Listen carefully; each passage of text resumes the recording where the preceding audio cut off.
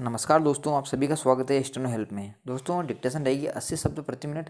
काफ़ी अच्छी डिक्टेशन है दोस्तों। कल जो मैंने डिक्टेशन डाली थी उसमें कुछ मैटर मतलब कुछ लोगों को गलत लगा उसमें थोड़ा, तो यार कुछ पर्सनली ना लिया करें, क्योंकि ये जो चीज़ें हैं आर्टिकल होते हैं जैसे न्यूज़पेपर से या वेबसाइट से उठाए गए, तो ये हमारे कोई पर्सनल व्यू नहीं होते हैं। ये तो जो नेट पर अवेलेबल है चीज़ें वो हम आपको प्रोवाइड करवाते हैं। और तो फालतू कमेंट ना किया करें, क्योंकि आप जो भद्दे भद्दे कमेंट करते हो तो रिप्लाई हमें भी काफ़ी अच्छी तरीके से आता है, लेकिन हम करते नहीं हैं क्योंकि हम किसी की भावनाओं को ठेस नहीं पहुंचाते हैं। इसलिए आप कृपया ऐसे कमेंट ना करें जिन्हें कि फिर हमें हाइड करने पड़े या वापस उनका उसी भाषा में रिप्लाई करना पड़े। तो डिक्टेशन की गति रहेगी 80 शब्द प्रति मिनट, आरआरबी के लिए, एसएससी के लिए और आरएमएसएसबी के लिए। और आगामी जितने भी स्टेनो से रिलेटेड एग्जाम हैं उनमें काफ़ी शानदार डिक्टेशन रहने वाली हैं। तो स्टार्ट करते हैं। 3, 2, 1 स्टार्ट। पिछले कुछ वर्षों में अपने देश में बच्चों में आपराधिक प्रवृत्ति में आश्चर्यजनक रूप से वृद्धि हुई है, जो अत्यंत ही चिंता का विषय है। विराम। इस बात में दो मत नहीं हो सकता कि बाल अपराधों की बढ़ती संख्या हमारे देश के भविष्य के लिए खतरे का संकेत है। विराम। बच्चे हमारे देश का भविष्य हैं। इन्हें संस्कारवान, सद्चरित्र और सुदृढ़ बनाने का दायित्व परिवार, समाज और सरकार का है। लेकिन सामाजिक कमजोरियों और सरकार के ढूलमूल रवैये के चलते हमारे बच्चे पतन की ओर अग्रसित हो रहे हैं। विराम। बाल अपराधों की बढ़ती संख्या हमारे समाज के माथे एक ऐसा कलंक है जिससे धुलने के प्रयास तुरंत शुरू किए जाने चाहिए। विराम। जहां एक तरफ इसके लिए परिवार, माँ बाप को सतर्क होने की ज़रूरत है, वहीं दूसरी तरफ सामाजिक स्तर पर भी इसके लिए अलग से कदम उठाने की आवश्यकता है। विराम। भारतीय संविधान में निहित वर्तमान कानून के अनुसार 16 वर्ष की आयु तक के बच्चे अगर कोई ऐसा कृत्य करे जो समाज या कानून की नज़र में अपराध है, तो ऐसे अपराधियों को बाल अपराधी की श्रेणी में रखा जाता है। विराम। यद्यपि निर्भया कांड के बाद 16 साल की उम्र पर अनेक वाद विवाद हुए। विराम। ऐसा माना जाता है कि बाल्यावस्था और किशोरावस्था में व्यक्तित्व के निर्माण तथा व्यवहार के निर्धारण में बच्चे को मिल रहे वातावरण का बहुत बड़ा हाथ होता है। विराम।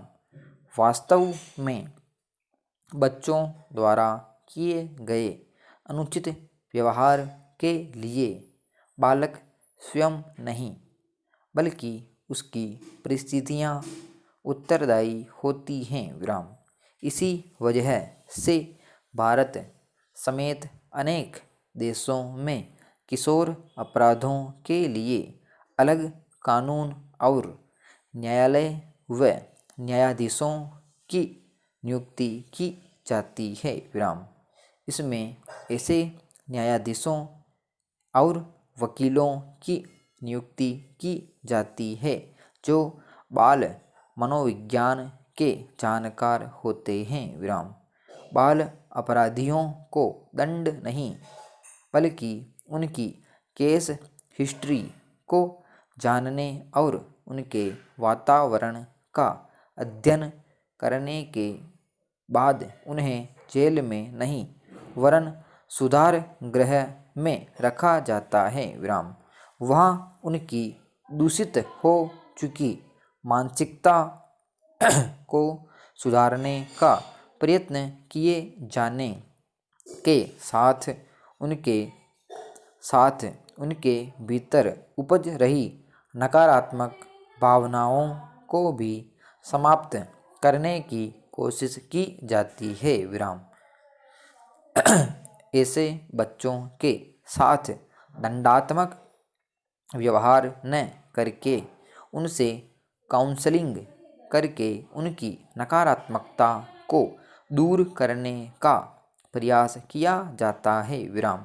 यदि गौर करें तो बाल अपराध मुख्यतः दो प्रकार के होते हैं। पहला सामाजिक होता है तो दूसरा पारिवारिक होता है। विराम। यद्यपि पारिवारिक अपराधों के लिए किसी दंड की व्यवस्था भारतीय कानून में नहीं है, लेकिन फिर भी 16 वर्ष से कम आयु वाले बच्चे अगर ऐसा कोई भी काम करते हैं जिसके दुष्प्रभावों का सामना उनके परिवार को करना पड़ता है तो वह बाल अपराधी ही माने जाते हैं। विराम। माता पिता की अनुमति के बिना घर से भाग जाना, अपने पारिवारिक सदस्यों के प्रति अभद्र भाषा का प्रयोग करना, स्कूल से भाग जाना, ऐसी आदतों को अपनाना जो ना तो बच्चों के लिए हितकर है ना ही परिवार के लिए, परिवार के नियंत्रण में न रहना। विराम। लेकिन अगर बच्चे ऐसी आदतों को अपनाएं जिससे समाज प्रभावित होता है तो निश्चित ही उसे अनदेखा नहीं किया जा सकता। जैसे चोरी करना, लड़ाई झगड़ा करना, यौन अपराध करना, जुआ खेलना, शराब पीना, अपराधी गुट या समूह में शामिल होना, ऐसी जगहों पर जाना जहां बच्चों का जाना पूर्णतः वर्जित है, दुकान से कोई सामान उठाना, किसी के प्रति भद्दी और अभद्र भाषा का प्रयोग करना। विराम। बाल अपराधों की बढ़ती संख्या से सभी चिंतित है। विराम। अधिकतर मामले ऐसे भी हैं जहां बच्चे घरेलू तनाव के कारण अपराध कर देते हैं। विराम। एक और कारण गरीबी और शिक्षा भी है। विराम। बाल अपराधियों की संख्या गांवों की अपेक्षा शहरों में अधिक है। विराम। जहाँ तक इनके दंड की बात है तो कोर्ट यह मानता है कि इस उम्र के बच्चे अगर जल्दी बिगड़ते हैं और उन्हें अगर सुधारने का प्रयत्न किया जाए तो वह सुधर भी जल्दी जाते हैं।